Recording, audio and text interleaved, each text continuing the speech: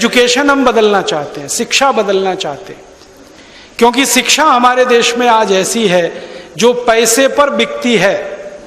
पैसे हैं तो आप पढ़ाई कर सकते हैं, जिनके पास नहीं है वो सिर्फ सपना देख सकते हैं। हमारा भारत दुनिया में अकेला एक ऐसा देश रहा है जहां शिक्षा को कभी पैसे से नहीं जोड़ा गया।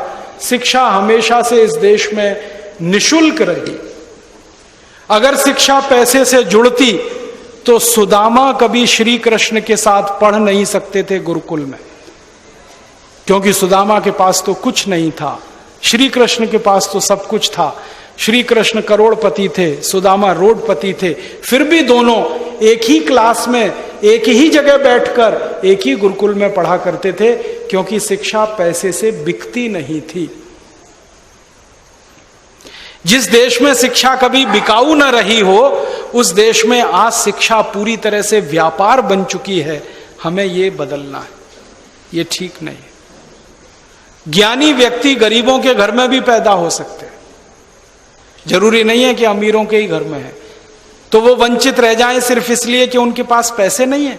हिंदुस्तान में हर ऐसे व्यक्ति के पास जिसके पास पैसे नहीं, उसके भी बच्चे को इंजीनियर, डॉक्टर, चार्टर्ड अकाउंटेंट बनने का उतना ही अधिकार है जितना किसी करोड़पति के बच्चे को। हम ऐसी शिक्षा चाहते हैं इस देश में। आप बोलेंगे आएगी कहां से?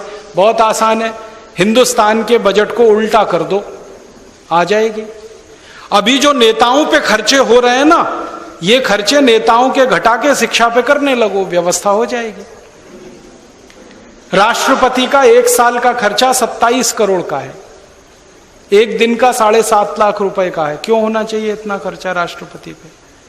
प्रधानमंत्री का खर्चा एक साल का 25 करोड़ का है, उप प्रधानमंत्री का अगर पोस्ट हो जाए तो 22 करोड़ का है, सारे मंत्रियों का 850 करोड़ का है, मुख्यमंत्री और राज्यपालों का मिला दिया जाए तो 77,000 करोड़ का है, और सारे के सारे कर्मचारियों का और पब्लिक सेक्टर और सबका इकट्ठा जोड़ दिया जाए तो 3.25 लाख करोड़ का है।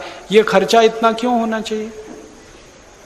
जब आपके सबसे गरीब आदमी को एक दिन में 20 रुपए नहीं है खर्च करने को, और राष्ट्रपति पर एक दिन में 7.5 लाख रुपए खर्च हो, इससे बड़ा अपराध क्या होगा, क्राइम क्या होगा? क्यों होना चाहिए इतना खर्चा?